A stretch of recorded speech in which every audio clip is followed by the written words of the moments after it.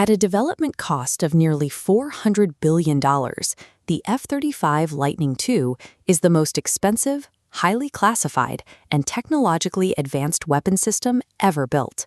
But a few years into its deployment, a rival nation debuted its own stealth fighter. The Chinese J-31 rolled onto the tarmac, looking and functioning almost identically to the American F-35. How exactly do you steal the blueprints to a $400 billion fighter jet without ever setting foot on a highly secure military base? The answer lies in the jet's own engineering architecture and the sprawling, decentralized manufacturing process used to build it. There is no single master blueprint locked away in a central Pentagon vault. The F-35 is essentially a flying computer, assembled from millions of highly specialized components. The supply chain starts at a heavily fortified central hub and branches outward to thousands of small, tiny, unprotected machine shops. This creates efficiency, but simultaneously forms an infinite, highly vulnerable digital attack surface at the extreme edges. To steal the world's most advanced jet, foreign adversaries realized they didn't need to break through Lockheed Martin's billion-dollar firewalls. They just had to target the weakest, least defended link in that network. Enter Su Bin, an aviation businessman who spent years quietly networking and building trust within the social circles of American aerospace engineers. Rather than writing code or hacking systems himself, he operated as a scout. He painstakingly mapped out which mid-level engineers at secondary companies held specific, critical engineering components of the F-35's design.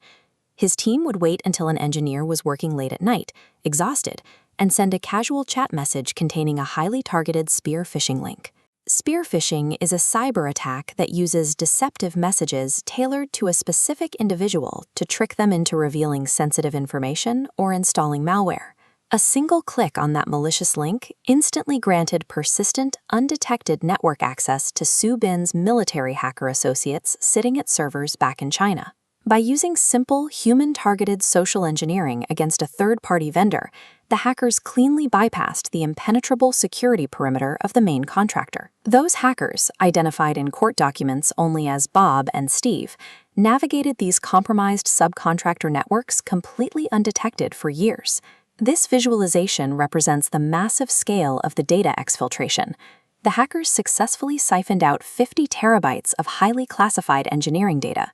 For context, 50 terabytes holds roughly the same amount of information as the entire text collection of 5 massive physical libraries of Congress.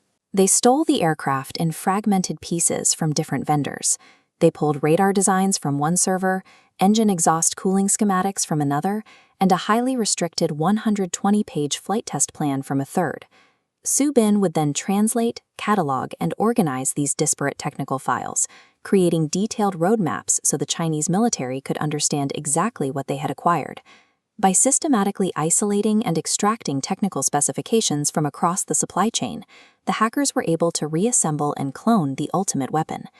The public and the U.S. government got definitive proof of this cyber heist in 2015, when intelligence leaks from former NSA contractor Edward Snowden confirmed the breach. The immediate fallout was severe. The U.S. military had to execute highly expensive, ground-up software rewrites for the compromised F-35 systems to ensure the jet's electronics couldn't be exploited in combat. Geopolitically, China was able to rapidly accelerate its own fifth-generation stealth program by standing directly on the shoulders of decades of American research and development. Security experts widely agree that this specific string of supply chain attacks contributed heavily to what is now considered the greatest transfer of wealth and intellectual property in history. The traditional defense strategy of building a high billion-dollar wall around your main contractor failed against modern lateral cyber espionage. The Department of Defense came to a harsh realization. Spending billions on prime contractor security is entirely useless if a 10-person machine shop handling your technical drawings is completely unprotected. To fix this systemic flaw, the government rolled out the Cybersecurity Maturity Model Certification, or CMMC.